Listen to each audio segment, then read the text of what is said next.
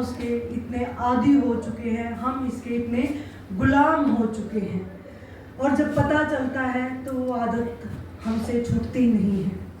देखिए, यहाँ नशे के बारे में तो सभी लोगों ने बताया है कि नशा हमें कैसे किस तरह का नशा होता है, क्या क्या चीज़ें होती है। लेकिन नशा की अगर लत लग जाए उसके बाद क्या?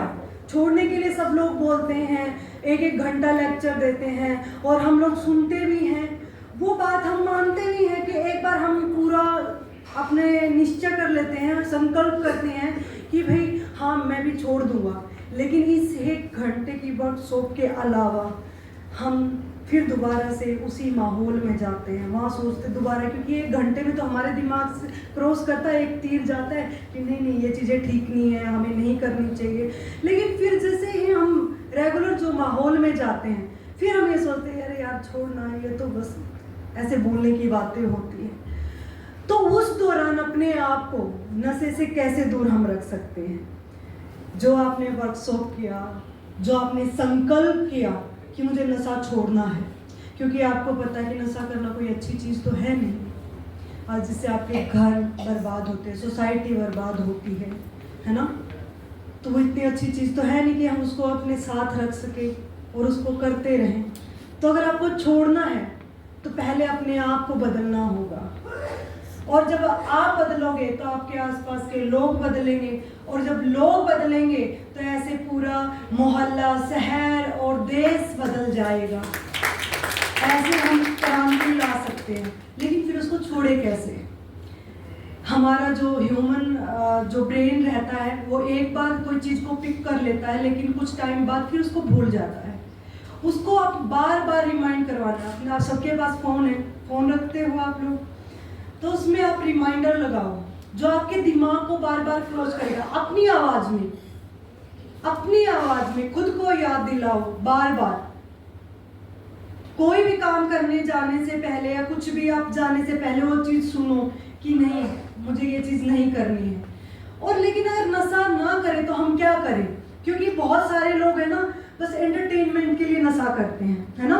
क्योंकि कोई आपको ये बोल देगा कि नशा छोड़ दो, लेकिन नशा छोड़ने के बाद करे तो करे क्या? भाई घर में अगर फोन छोड़ दिया तो घर में बैठ के मैं क्या करूं, है ना। इसी वजह से हम लोग वो चीजें छोड़ नहीं पाते हैं, क्योंकि बेसिक जिन चीजों पर हमें बात करनी चाहिए उन चीजों पर तो कोई बोलता ही नहीं है, उन चीजों के बारे में तो कोई बताता ही नहीं है। तो मेरा जो पर्सनल थॉट है, क्योंकि मैं कहीं से मैं खुद मेरे को जो चीज़ें महसूस हुई, क्योंकि मैं कोई बनावटी आज तक कभी नहीं बोली हूँ, कोई भाषण बनावटी नहीं दिया है। जो मैंने जीवन में खुद देखा है, खुद समझा है, और उसके ऊपर थोड़ा छोटा मोटा एक्सपेरिमेंट भी एक्चुअली मैं कर लेती हूँ। एज भले ही छोटी है, लेकिन बचपन से ऐसे माहौल में रही हूँ तो बहुत सारी चीज़ें सीखने को भी मिली है। तो इस वजह से मैं वो प्रैक्टिकल बातें जो मैंने देखी है, सुनी है और उनके ऊपर एक्सपेरिमेंट किया है, तो वो चीज़ें मैं बोलती हूँ। बड़े बड़े भाषण सुनने को मिल जाएंगे, लेकिन उसके बाद अलग आपको करना क्या है? वो अलार्म जो आप हर रोज लगाओगे उसका आपको करना क्या है? माइंड को तो रिमाइंड करवा दिया, लेकिन हम बैठकर क्या करें? बैठकर आप मेडिटेशन करो, बैठकर आप योग करो, बैठकर आप अपने ग्राउंड पर जाइए, फिटनेस के लिए, अपनी बॉडी के लिए काम कीजिए ना। बैठना नहीं है वहां पे, अपने आप को काम में लगाइए, अपने जीवन में कुछ गोल बनाइए। अगर वो फिर भी कुछ नहीं कर पा रहे हो तो अपने आसपास के लोगों को जागरूक कीजिए अपने देश के लिए काम करने के लिए। पता है, अपने देश में जरूरी नहीं है कि आप अपने घर पर बैठकर भी अपने देश हित में काम कर सकते हैं।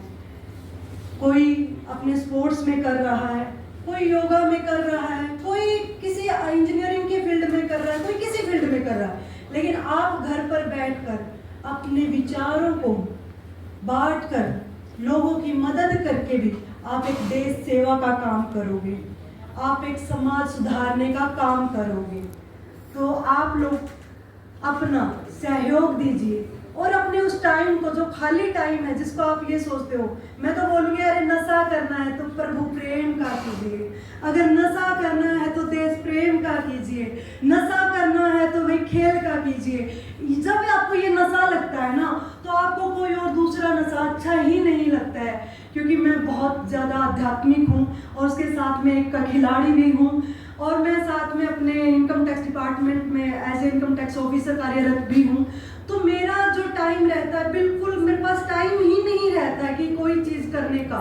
तो मेरे को कहाँ टाइम लगेगा कि मैं नशे के बारे में मतलब सोचूं या उसकी तरफ जाऊं।